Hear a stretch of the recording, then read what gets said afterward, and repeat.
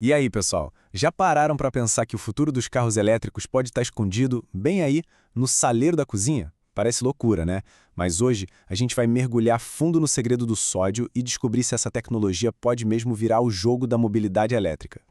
Olha, por décadas, o lítio foi o rei absoluto no mundo das baterias. Ele está em tudo, do nosso celular no bolso até os carros elétricos mais modernos. Só que agora apareceu um novo desafiante, um cara que veio de um lugar que ninguém esperava e que está pronto para a briga. A grande questão é, será que o reinado do rei lítio está com os dias contados? Para a gente entender essa treta, primeiro a gente precisa olhar para os pontos fracos do campeão. Porque o lítio, convenhamos, não é perfeito. O preço dele sobe e desce que nem montanha-russa, sabe? As maiores reservas estão na mão de pouquíssimos países e para tirar ele da terra e refinar, nossa, gasta uma energia e uma água absurdas, deixando uma pegada ambiental bem pesada. E se a resposta para tudo isso estivesse na nossa cozinha esse tempo todo? Pois é, a alternativa que está ganhando cada vez mais força é baseada no sódio. Isso mesmo, o mesmíssimo elemento químico do sal de cozinha. Simples, barato e, o mais importante, tem em todo lugar.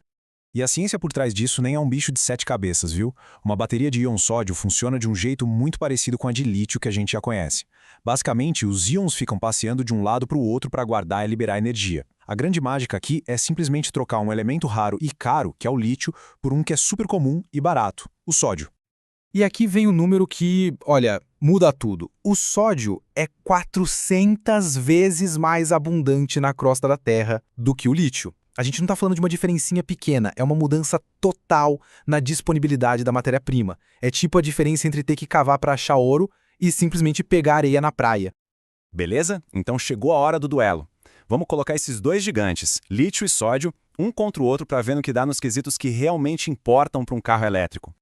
Olhando a tabela, o cenário fica bem claro. O sódio brilha quando o assunto é matéria-prima abundante, mais segurança e um desempenho muito melhor no frio. Só que o lítio ainda tem duas cartas fortíssimas na manga, a densidade de energia e a vida útil.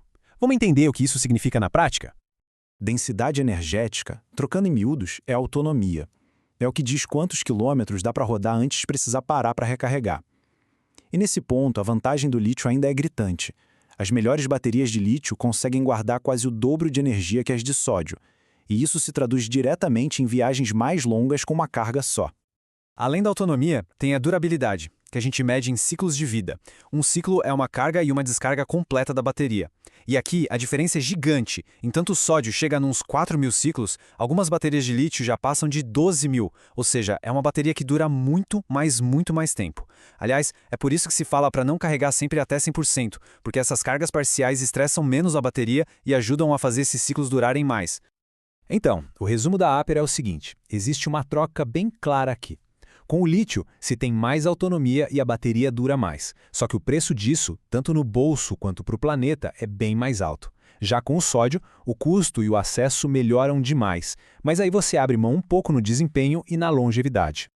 E como o especialista Hudson Zanin, da Unicamp, bem destacou, a grande jogada do sódio talvez nem seja ganhar o lítio em tudo, mas sim abrir um leque de novas opções. A disponibilidade dele pode finalmente democratizar a produção de baterias no mundo todo. Mas calma aí, que a história não acaba com o desempenho do carro. A vida de uma bateria vai muito além disso. O que acontece antes dela ser fabricada e principalmente depois que a vida útil dela no veículo acaba, isso é fundamental para a gente entender o impacto real de cada uma. A reciclagem é um processo super complexo. Primeiro, as baterias são coletadas e desmontadas com todo o cuidado.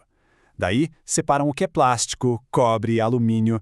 E então, vem a parte principal, a extração da famosa massa preta. Essa massa preta parece nome de banda de rock, né? Mas na verdade é um pó escurinho que vale ouro. É uma mistura super rica nos metais mais caros da bateria, como o níquel, o cobalto e o próprio lítio. Esse material depois é refinado e voilá! Esses elementos preciosos voltam para a linha de produção. E isso diminui a necessidade de minerar mais e mais.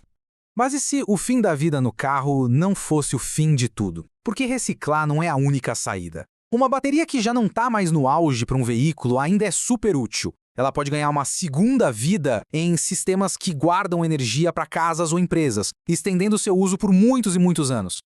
Agora não vamos pensar que a tecnologia do lítio está parada, só assistindo a esse avanço de camarote, né? A competição está esquentando e o rei não vai entregar a coroa tão fácil assim. A inovação no mundo do lítio está a todo vapor. E se preparem para os números. Já estão falando em baterias com 800 km de autonomia, recargas completas em impressionantes 12 minutos e uma vida útil que pode passar de 1,5 milhão de quilômetros rodados.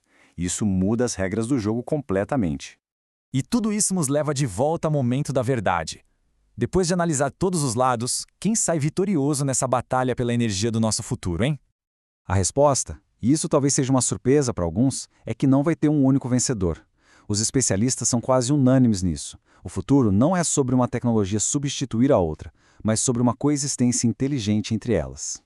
O mais provável é uma divisão de tarefas. O sódio vai ser perfeito para aqueles carros de cidade mais baratos, para motos e para grandes sistemas que guardam energia para a rede elétrica, onde o peso não é tão importante.